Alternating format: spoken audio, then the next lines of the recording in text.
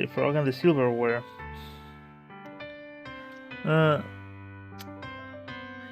Was this an hour of recording? Because, like I said, I dropped it like the other day. It was 20 minutes in, and I like, oh well, because I need to drop it. And now it's like 40 minutes. Okay, if I didn't cut it, hi, welcome back.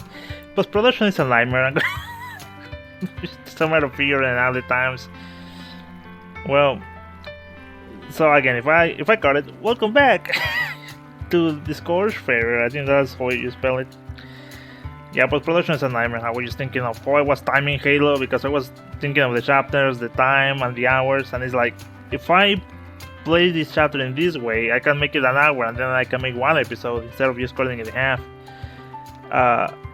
Yeah, because I think it was like, well, was it the Covenant in Halo 3?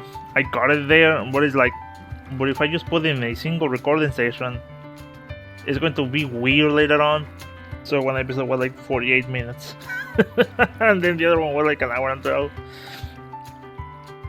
But it is how it is. I just want to make things consistent. Yeah, well, back to the game. I wonder how long this game is. I mean, maybe I just play myself for playing this. Why? Because it's a visual novel. I mean, usually when you're just reading like in peace. Sometimes you use like, how do you say? You just overread or just read quickly. So you just tap, read, tap. But since I need to talk, yeah, I think I might play myself. This game could be like a couple hours for all I know. Just going to play half an hour? Well, sorry, I know I'm making time, but well, whatever. While they moved throughout the city, Mickey became entranced with the beautiful colors that adorned the buildings. Yuki, on the other hand, was more interested in the small foxes that ran freely on the streets. Being stared at the piece of paper given to Xiao by Mickey, yeah, reading it thoroughly. Isn't this a bedtime fairy tale? Why would she ask to bring back children's book? Vin said, handing over the piece of paper back to Mickey. I remember seeing that book in her office a long time ago.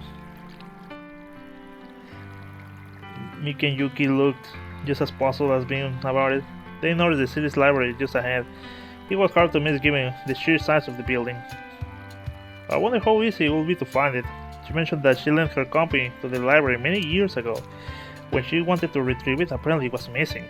I want to believe that whoever was in charge of searching for the book did a terrible job, Yuki said. Xiao had deliberately omitted many details on the search, since according to her, didn't want them to follow any red herrings that the person she sent before might have encountered. Just after crossing the bridge, they found themselves in front of a large rectangle building. It wasn't a particularly pretty building, but it was impressive nonetheless.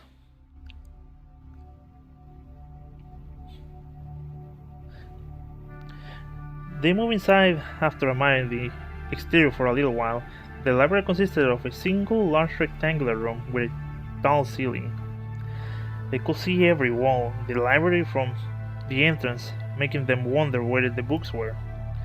It didn't take them long to find them, though.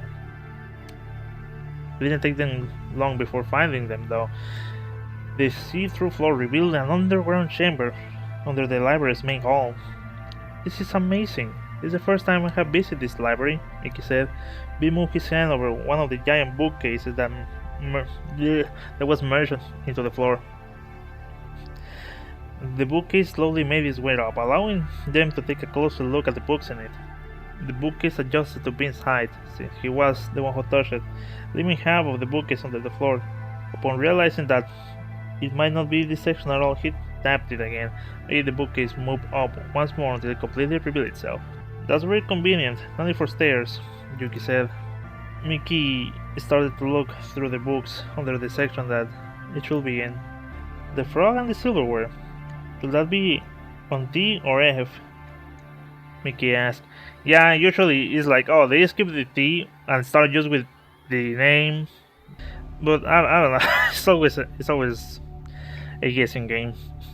F probably, Yuki said while he moved to the other side of the bookcase to look for it there. It's a short novel. It usually can be found in a compilation of books.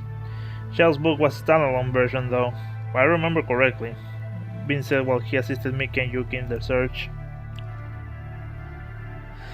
Yuki looked around the huge library, noticing that there were around 200 bookcases hiding under the floor. Don't you think we should ask for help? Asked Yuki once he realized that they might be looking in the wrong section altogether. We'll be here all day, we don't look for it in the bibliographic records. Foxboy is right. I'm not a book guy, so I have never been here probably twice, Bean said, admitting he barely knew how the place worked.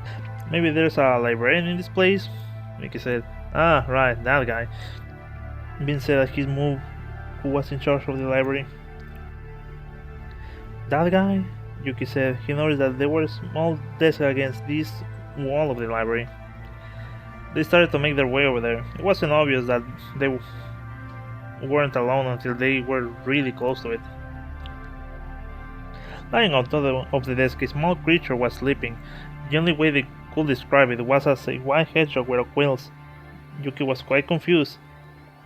Why would someone leave such a creature here, alone? He thought. The creature was sleeping, while sitting on his back legs. Oh no, Yuki, look at it. It's adorable, Mickey said. She thought it would be impolite to wake up the creature. That's the librarian, Bean said. The what now? Yuki asked out loud, quickly looking back at the creature, wondering if his scream was enough to wake it up. However, it was still sound asleep. Mickey approached the creature and started poking his forehead. You shouldn't be sleeping on the job, little guy, Mickey said. He has no right to get mad at us for waking him up. It's his job after all. Doesn't matter if it's a slow day.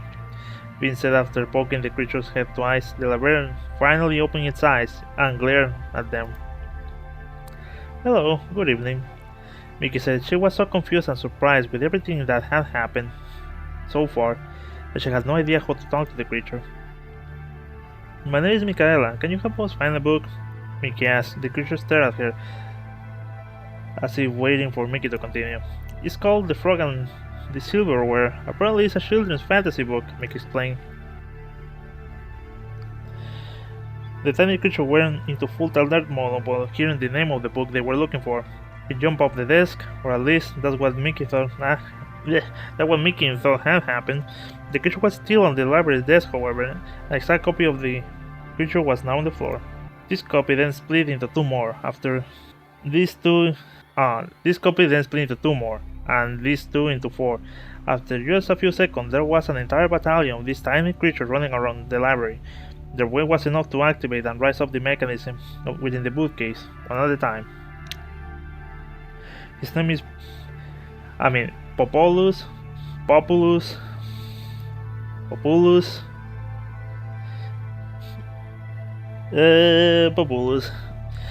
This is the largest library in the country. There wasn't a full registry of every book that has been found and restored. The index was incomplete, which is why Populus was assigned to organize this place, Bean explained. Though he works slow and likes to sleep a lot, it took him almost 10 years to get this place sorted out if I'm not wrong. Bean said that he watched the creature do his job. Yuki was too afraid to even move his feet because of the amount of creature running on the floor. Populus kept multiplying right in front of their eyes, on an ever-growing pile. That's way too many, Yuki exclaimed. He had already lost count of how many there could be a long time ago. Mickey noticed that the one on the desk had already gone back to sleep. Pop is officially the greatest creature of them all. This is incredible, Mickey said. She picked up one of the creatures that was casually walking by her feet. I bet he knows about every single book of the old and new world. I want to take him with me. Maybe, Mickey joked. Maybe. Before they knew it, they were covering the tiny creature, so they got really that small. As far as I know, he can continue multiplying indefinitely. I'm not quite sure how he works or where he came from. You should ask Xiao about that if you want to know more, Bean said. He squatted and grabbed one of that was walking by, lightly tossing it aside so he continued helping the search. If he really is infinite, that must be really helpful. I can see why he's in charge, Yuki said. So cute. I also sleep all the time. so I can relate to him so much.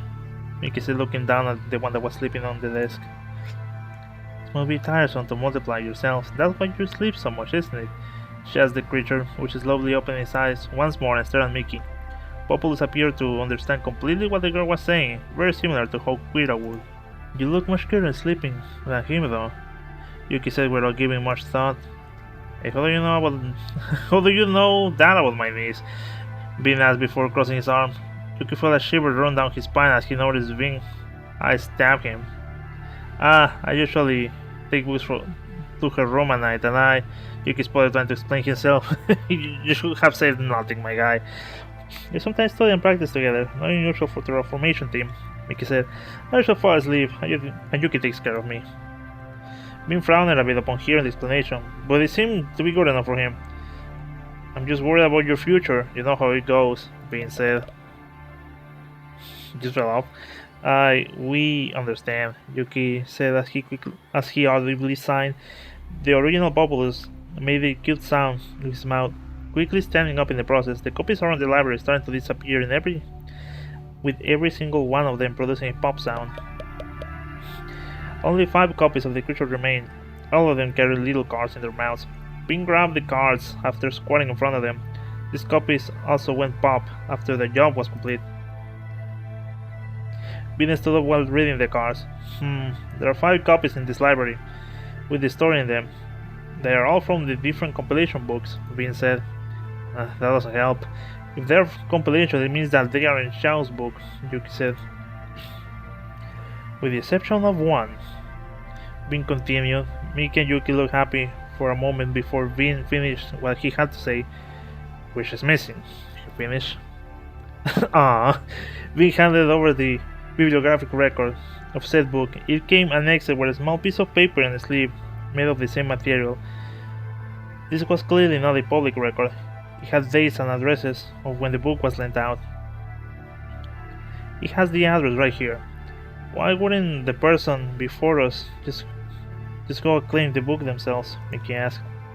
Only one way to find out, Yuki said.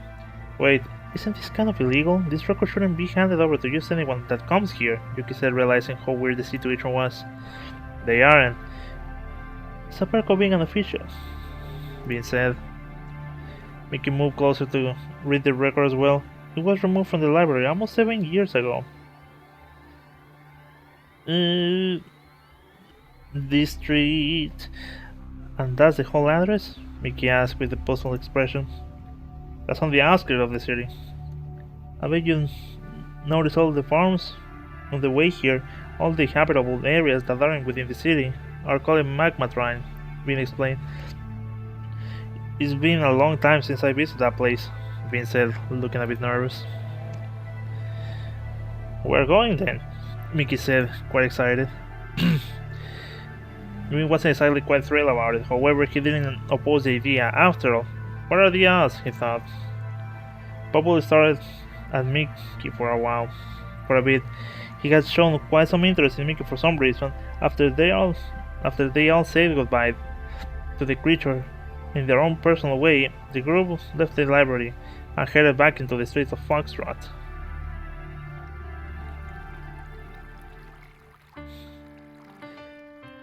While admiring the scenery of the city, the group moved through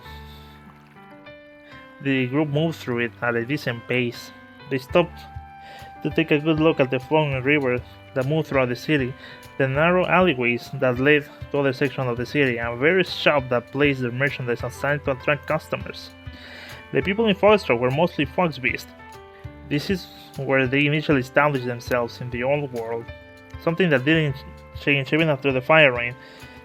Around the city, foxes would run as freely as they were experienced like any other. None of them were aggressive, nor appeared to be scared of anyone. They would approach people to ask for food, which they got quite often. Some were taking a bath on the river stream, while others would simply play in the streets. It was quite a spectacle to see all the fauna live so seamlessly with everyone else. Being separated from Mickey and Yuki, his walking speed had decreased because of how less enthusiastic he was about their new destination.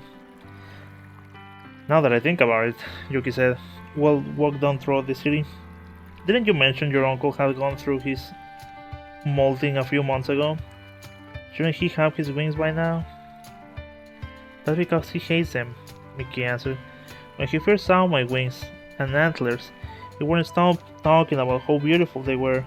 At the time, I thought that was because they were identical to his, but then I learned that when he moths, he rips them off. Oh, so we're talking about animal people here. Not just, I think it was like humans and other creatures, but maybe it was just whatever. Just animal people. Anyways, whoa, that sounds brutal, but it makes a lot of sense. I've never seen him with them, said Yuki as he looked over his shoulder at Vin. He's quite old. They don't grow back so often for him anymore, Mickey continued. I mean, the wings get in the way and the antlers aren't easy to hide. I suppose I will rip them off too if I wasn't so vain, she said while she stroked her hair. If it's part of your body, isn't vanity? If it's part of your body, it isn't vanity. Aren't you molting too soon? Yuki asked with a smile. Probably. It has been a little over a year now. If my whole body starts to hurt in the middle of an expedition, it could be bad. I should also get the painkillers beforehand. Ah, the academy gave us those for free. Mickey complained before closing her eyes and having a long sigh. Let's just be careful, Yuki said before smiling at her. I'm sorry, I took a long pause there. I was just thinking, should I continue? Because it's going to be, well, maybe for 10 minutes more I should continue. But I was thinking, don't I want to record something else too? Maybe just for Gemini. Or maybe just go back and work on PastelCraft. I was reading they were dropping like 1.18.30. But I don't know if that was only for Bedrock or for Java too. Whichever the case, I need to get back on that soon. Because they are already talking about 1.19, but then they are not really saying to which date. I need to remember how they drop the updates. Because usually, sometimes it's like, oh well, we're going to be dropping like, I don't know, the end of the year or whatever. But sometimes it's a little more soon than what we expect. And I want to have things ready by then. Used to have PastelCraft on deck. Anyways, 10 more minutes. After almost an hour, they reached. It's because I have to get tired of reading, man. I mean, if it was on my mind, sure, but I have to talk. After almost an hour, they reached the outskirts of the city. There was no sign of nor indication that they should have entered Magma Trine, but it soon became apparent that the demography in that place was much different. There were quite a lot of old couple in Magma Trine, around half of them in fact. Judging by the architecture of the houses, it clearly was a place to retire from city life. Not that it was much different. There were farms all over the place being worked by people of all ages. These numbers are quite hard to follow, Yuki said, noticing the numbering on the houses that was quite strange. It didn't help that the houses were scattered.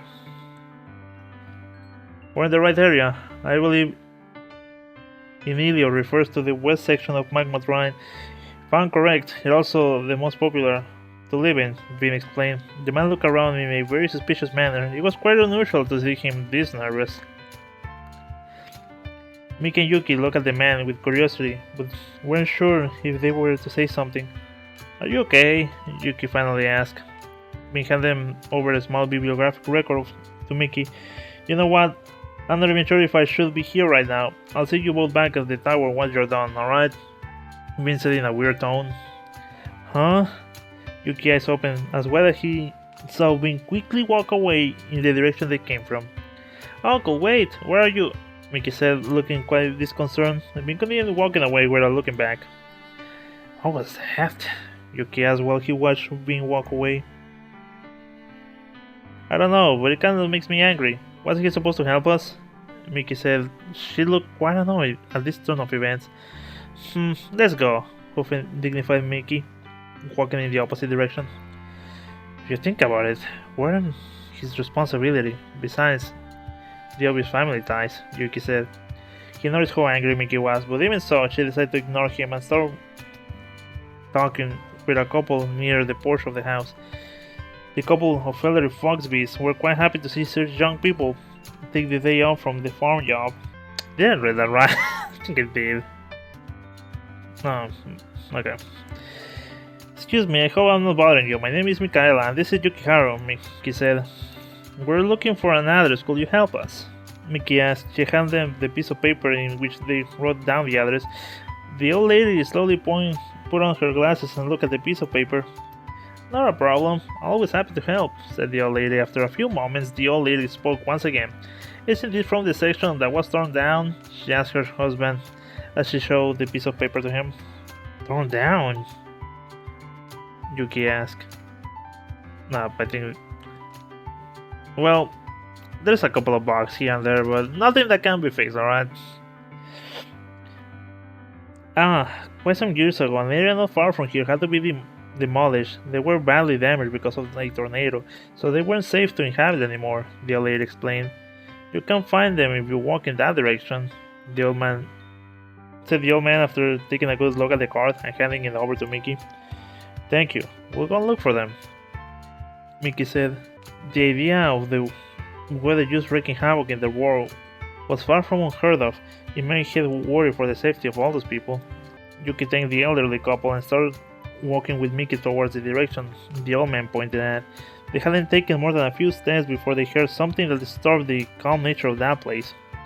Someone was screaming behind them. Yuki and Mickey turned around to find Bean being attacked by a woman. What the?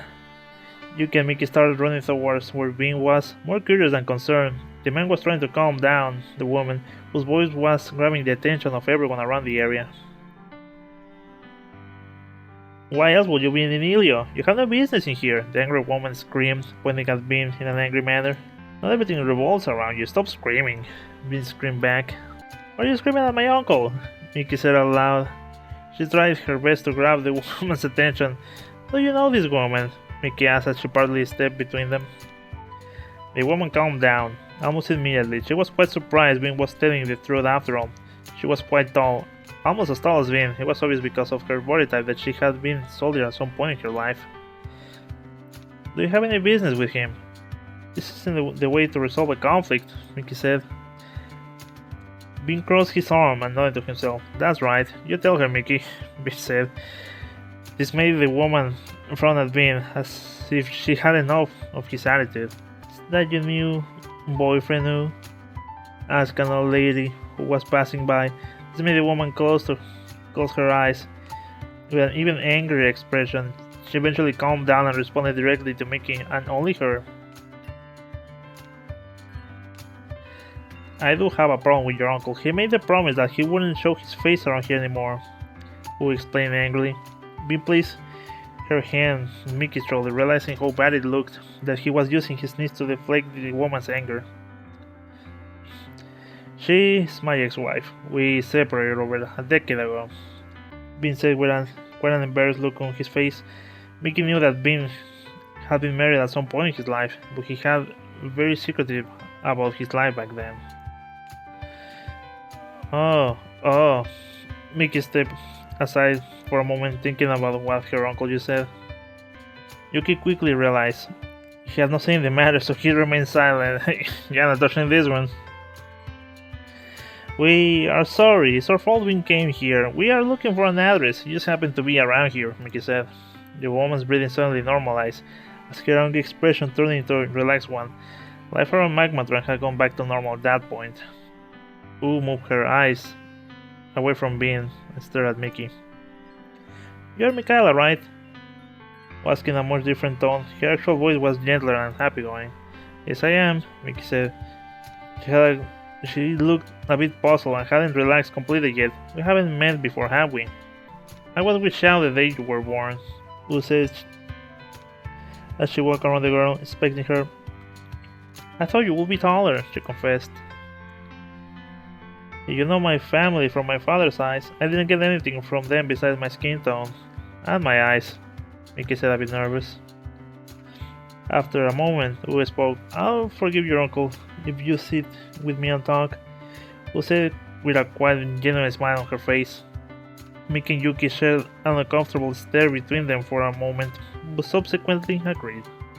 The group, I think it's just the group. The group moved towards a particular house that appeared to sell some kind of homemade candy. Yuki was talking with Mickey on nearby communal bench while they waited for who appeared to be buying from said business. She's a totally different person now, Yuki said.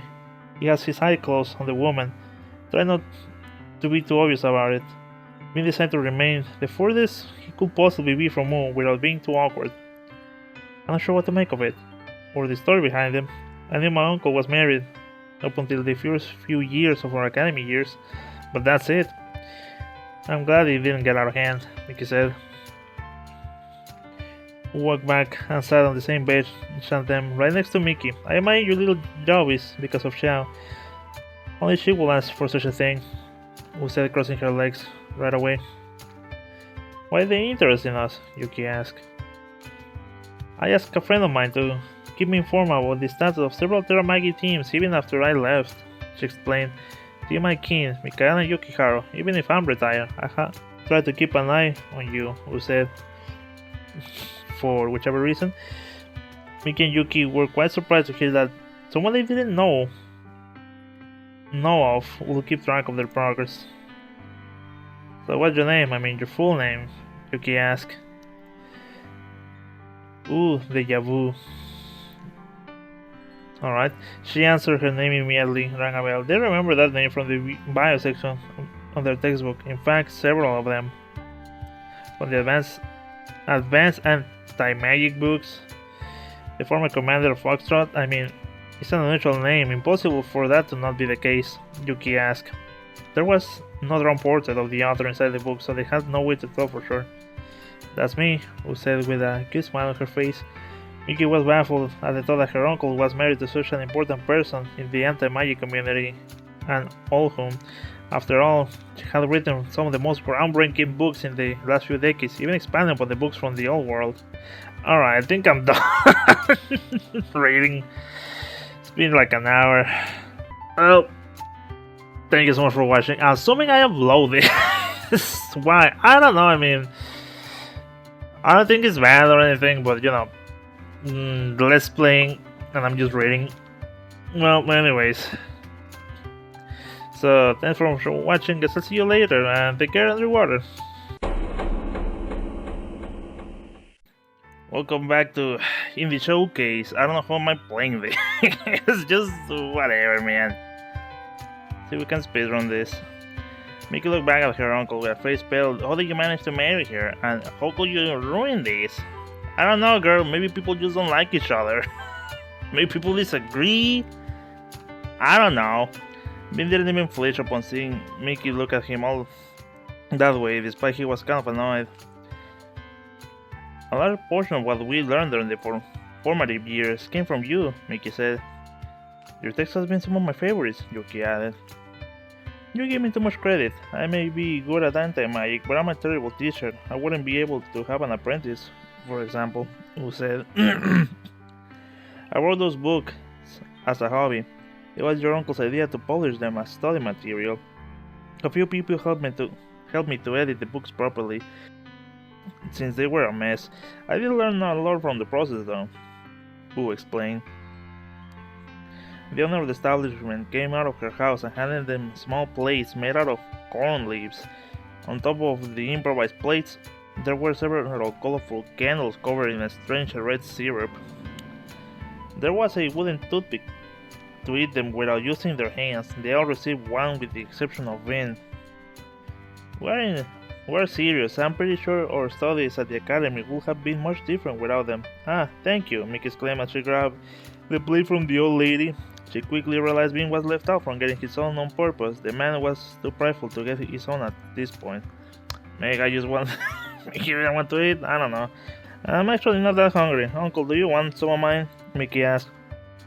If it had been any other type of food, Vin would have rejected it, but he was in love with this kind of candy, so he gladly accepted the offer. Alright, thanks, Vin said, grabbing the plate a moment later. He turned away the soon difficult clothes, trying to ignore him completely. I'm sorry, but could you tell us what happened between you two? Hope I'm not being too imprudent, Yuki said. with a slight, nervous voice. My guy, you really don't need to ask. Come on. I was eating a piece of the candy at the time. She didn't seem too surprised by the question, despite her earlier reaction having been quite over the top. The reason is much simpler than you think, Who said, looking down at her candy. We have different goals in life. We both wanted different things. I wanted to settle down already. I had enough of all the fighting, all the responsibilities that came from with being Foxtrot's commander, Who said. There was a long pause, being already moved away from the group, just far enough to be able to keep listening to. You know how it is. Hereditary magic, Who explained. Once you have killed, your magical capabilities drop dramatically. After your third child, most are left with no magic skill whatsoever. I bet you have been explained that many times already, said Wu before taking another candy. At least once a week, when we were at Loop Pomo, said Yuki. They decided to step further away from the group, seeing like the conversation had become too uncomfortable for him. I would have liked to make a family, but Bean wasn't ready to give up his magical abilities for it. A single child cripples your possibilities of getting what you want to be, she explained. He made so many promises, yet he broke most of them. Miki and Yuki remained silent, trying to be respectful. I don't know, dude. You cannot broach this conversation. What more respectful can you be? We divorced more than a decade ago, and I retired 6 years ago. My work meant that I still had to work alongside Vin, even if our relationship was no more. I couldn't deal with that, she explained. It has been tough, working with a person that makes you feel so many different emotions, Yuki said. That happened a long time ago. I have no tears to shed for that man, Who said with a fake smile on her face. They started to eat once more. I suppose I only feel bitterness now, but I'll let it go for today. You said you're looking for an address, right? Let me help you, Who said. Miki was quite surprised with the shifting tone of the conversation. She didn't want Wu to feel uncomfortable about talking about such topics, so she decided to accept Wu's help right away. I don't know, I'm getting two different signals here. Anyways, Miki gave Wu the piece of paper in which they had written down the address. We need to get to an address in this area, Miki said. We believe that whoever lives there could have the book we're looking for. A book? Here in Magma Trine? The people around here barely read any books. But I can believe it. Who said that she read from the car, pouring another of the candies inside her mouth. After a few seconds, Who spoke. Come with me. Who said that she stood up. I wonder how long this game is. I mean, like I said, probably is whatever the length this game is, I'm prolonging it because I'm reading it. But we'll see. I don't know why I decided to play this because, you know, usually visual novels are kind of like this. There's really not much to comment besides, you know, reading. But considering I played like Nothing Special a while back. Oh wait, yeah, I wanted to, you know, practice reading. You know, see if that helps to be more consistent. But maybe pronunciation relies a bit somewhere else. Well, anyways, let's just keep going. Well, I think we're already too far into this to just wait. We guided them to a different area in Magma Trine. It took around 10 minutes to reach their new destination. Area 54 of Emilio. Based off the rest of the lots, this must be Area 54, Who said. She looked around the area to which they arrived. Most of the surrounding houses had been completely torn down. The house could be there, if still standing, Who said with an amused expression. Only 5 houses had been rebuilt, but none of them had a number. The wind around the area was quite strong and moved the blades of the tall grass violently. Ben was following them closely, but kept his distance from the group. After what the old lady said, I didn't expect to find much, Miki said. She checked the empty lot in the front of them carefully. Yuki started to examine the area, walking around the lot, pushing rocks with his foot, and looking for anything that could tell them about the person that lived there. I'm not exactly sure what happened to the people around here. That tornado happened before I moved to Magma Trine. It's like a ghost town, Who said. I think Magma Trine sounds very peaceful, if you don't count the tornadoes. It's super cute, but I'm not sure if I could enjoy living here. I would like to come visit during our vacations, or to train how to fly in these beautiful planes, Mickey said. Ricky came back where Mickey and Ooh were. There's nothing down there. It has been way too many years, Yuki said, sitting down the grass near the main road. A dead end, Mickey said, quite disillusioned. Are you friends with Amber? Asked a man who approached the group, along with Vin. All of them turned around to see the old man.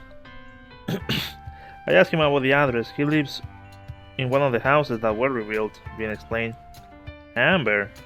Yuki asked. He stood up and tapped his trouser a bit. He lived in number 14 down this street before. Well, his house was destroyed.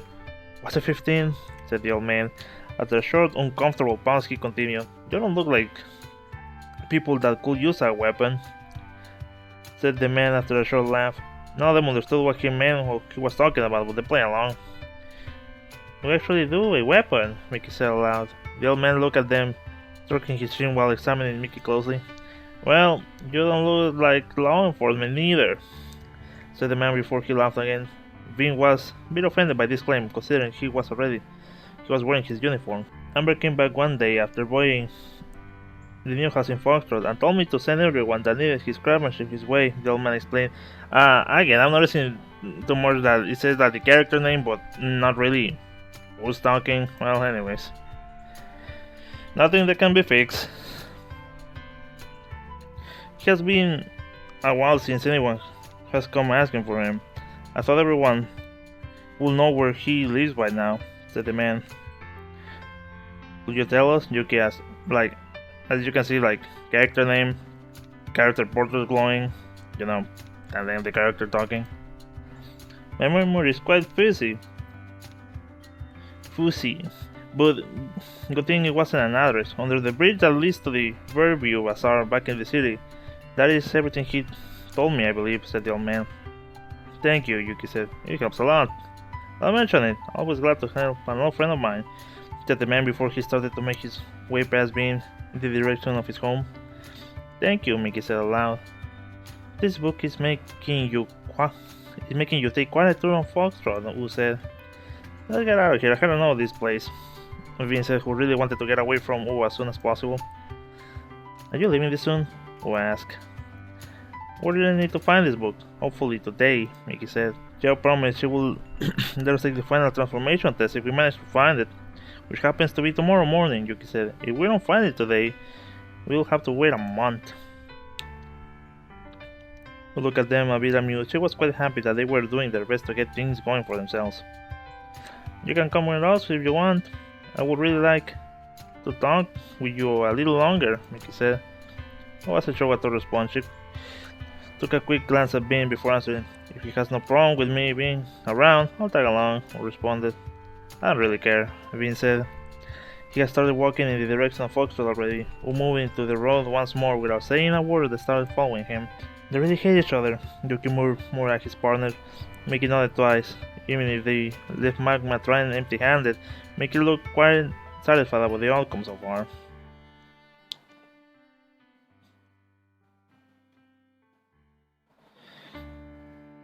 Under 3 bridges. I was this close to finishing it, jeez.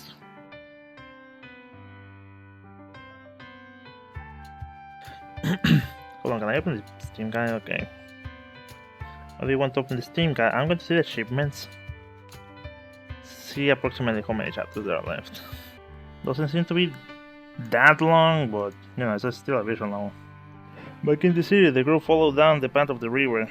They weren't quite sure which bridge they were looking for, so they allowed Wu and Vin to guide them. The city had become much more active during the time of day. There were kids and foxes running everywhere.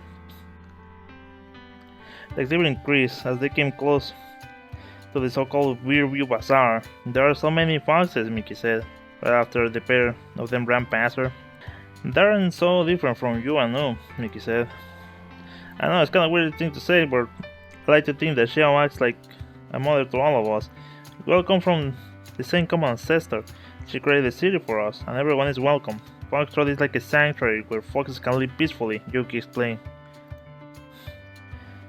You could say we survived thanks to her, Wu said since she was listening to their conversation. That has always bothered me. How much difference there is between folks and folks beasts like you? Mickey asked.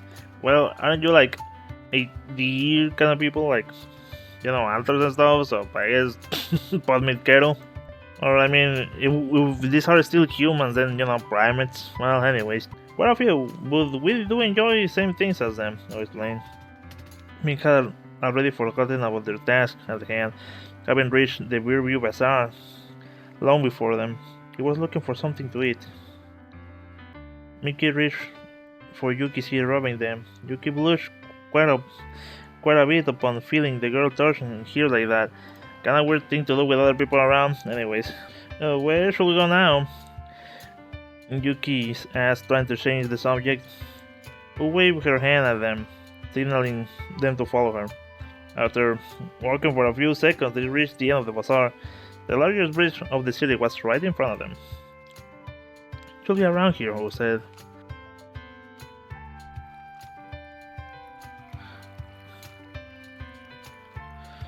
The group stepped into Foxtrot main bridge. Yuki immediately started looking over the bridge, after the edge, searching for anything unusual.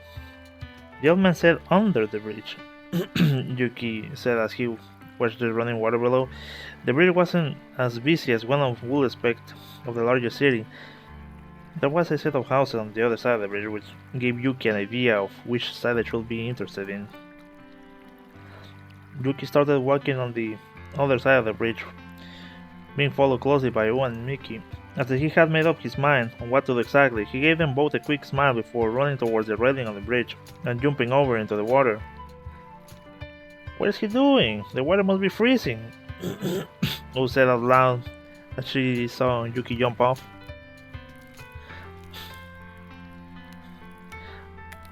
None of them heard the splash, so it gave a quick idea of what happened. Mickey quickly made her way down the railing to look down below. Yuki had frozen the water right before landing on it. The water currently started to move over the newly created ice, which had lashed on the sides of the bridge. Yuki, don't scare me like that. On the other hand, that's fantastic, Mickey said, looking over the railing at him. It's quite advanced for a new recruit, or maybe I'm just being too pessimistic, he said. I'm sorry, he sometimes has some weird good ideas and his elemental skills are impeccable. He wouldn't take a risk like that without knowing he can do it, or at least that's what I think, Yuki said. Your boyfriend's kinda crazy, you know that? Said Yuki started to look around under the bridge, stepping onto the concrete ledge under it. He kind of is. But we're in a couple. Shall made sure that we said it out loud not long ago, Mickey said. We noticed this smile on Mickey's face, a very forced one. There could be a lot of problems if we were. Were you like this when you and my uncle? Mickey asked without completing her question. She wasn't sure if it was conversation we wanted to have, but apparently the other one wasn't. Alright.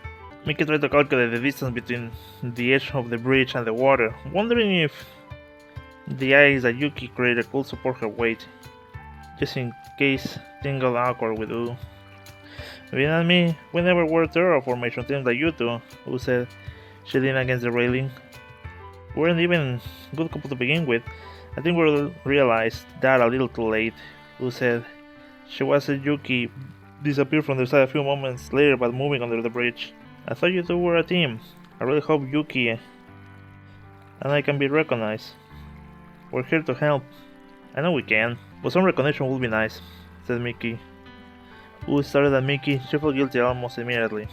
Sorry for suggesting that he was your boyfriend. A lot of people didn't really care about those rules back when I was working as a Terra Magus, said Wu. She fixed her hair a bit. The wind has started to become quite strong. I'm just scared. I have seen the wall of fire many times. It isn't like they describe it. Further away from the ash plains where Crimson Ring blooms is one of the scary places I have ever been to. Anything for me to check? Nope. Alright.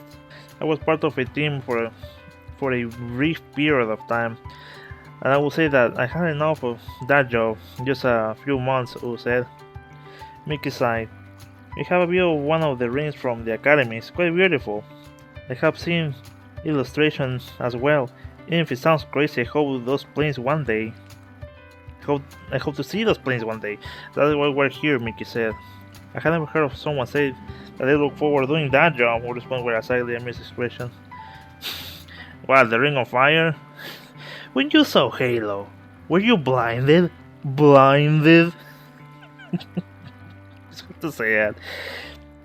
This world that we inherited is too sad to use focus on the bad things. You can always walk away from it and get into another profession if you don't like it. It isn't your fault the world is as it is right now. Lucy moving her hand towards Mitch's head. Mickey closed her eyes, then as she felt her hair being pulled back. I think there's a misunderstanding. I don't think we ever felt forced to do this job. We really hope to be some use. Maybe for someone who has been there themselves. Sounds naive. Mickey said. It doesn't. However, I think you should experience it for yourself and then make a decision. You shouldn't force yourself to continue if you don't want to, Wu said. Just be careful. She was worried about Mickey. Even if Vin and her weren't married anymore, she still saw Mickey as her niece-in-law. Meanwhile, Yuki had started examining the brick wall under the bridge. He noticed that some of the bricks on the wall had a few strange inscriptions engraved on them. After analyzing the inscriptions in the detail, he found one that looked like a doorbell. A magical circuit had been laid on the bricks. Yukiharu put his index finger on the inscription and fed some of his own magical energy. The circuit activated almost immediately, causing the wall to slowly disappear brick by brick. This revealed a large metallic door on the other side. Yukiharu quickly walked on top of the frozen water he created, which had started to break apart because of the constant water flow. I found something. Come, Yuki said from below. This alerted Mickey and Noah almost immediately.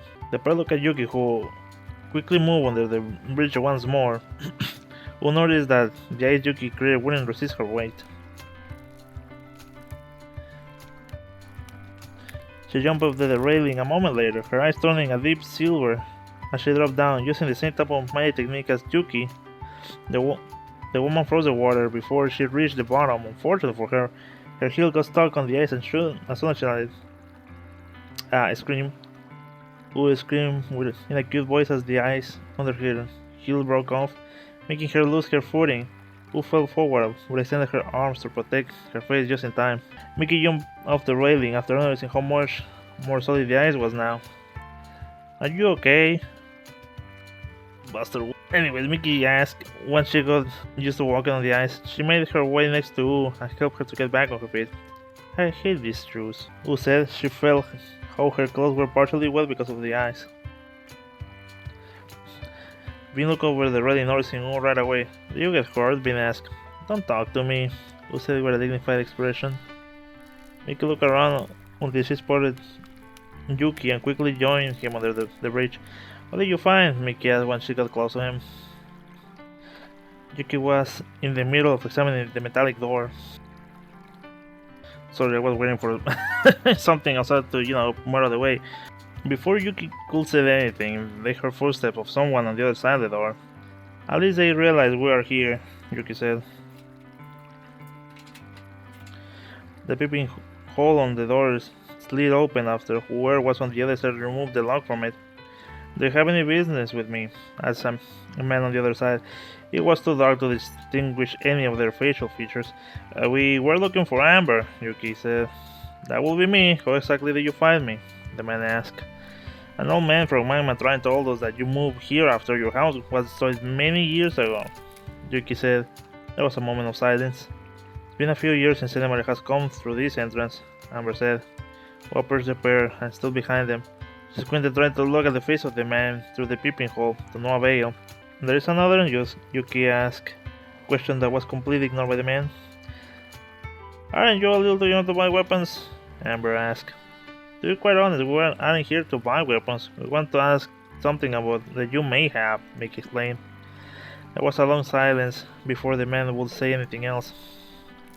Help me pull this door, it's quite rusty. It hasn't been opened in quite some time, said the man. He began removing the logs from the other side. So you have been living under this bridge all these years? Yuki asked while pulling the door along with Mickey.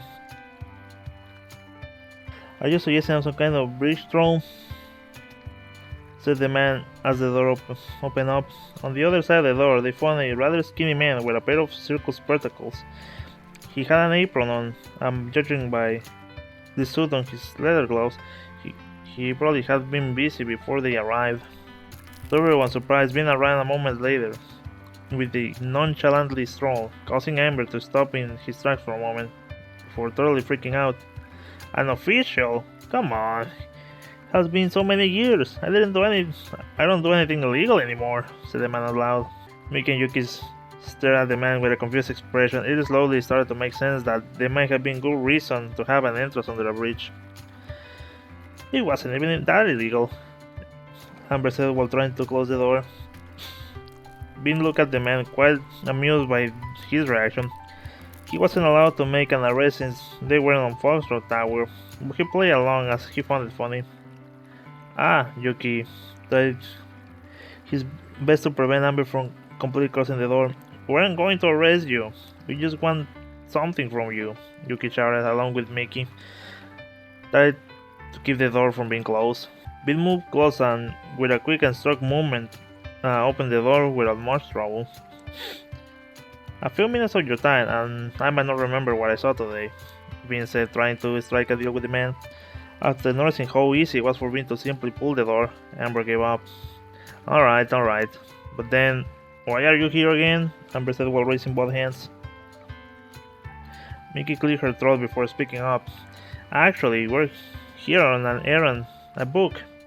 We went to the city's library to look for it, but the book registry says that the last person who took it was from your own address, 7 years ago," Mickey explained. Yuki nodded twice. "The Frog and the Silverware. That's the name of the book," Yuki said. "Are you here to collect my debt? Because I'm not sure if I can pay 7 years of late fees," Amber said with an uneasy expression on his face. "Nothing like that. We just wanted to retrieve it. The original owner lent it to the library many years ago, before the library had any copies of it," Yuki explained. We remained silent in the back. She was quite puzzled about who the man really was. She wanted to ask something, but decided to let Mickey and Yuki take care of the situation for now. "I used to get a lot of books to read to my... Well, that isn't important. I always forgot to return them. The creature at the library was quite generous with the amount of time you could give them," Amber explained. After we lost our house, reading novels wasn't that much of a priority anymore. We lost most of them, Amber said. The way the man spoke wasn't very reassuring for Mickey nor Yuki. It took a moment before Amber would take action. "Well, you want to come in? Come fetch every book we salvaged from our storage," Amber said, with gentle expression than before. Yuki wasn't sure about the offer, however it was who accepted instead. "I'm freezing out here. My spell will keep expanding if I stare to where I casted it," Who said, making her way inside while she spoke. Mickey and Yuki looked at each other for a moment before following her inside a moment later. Once inside, Bean closed the large metallic door behind them. The bricks slowly reappeared on their own once the door was completely shut.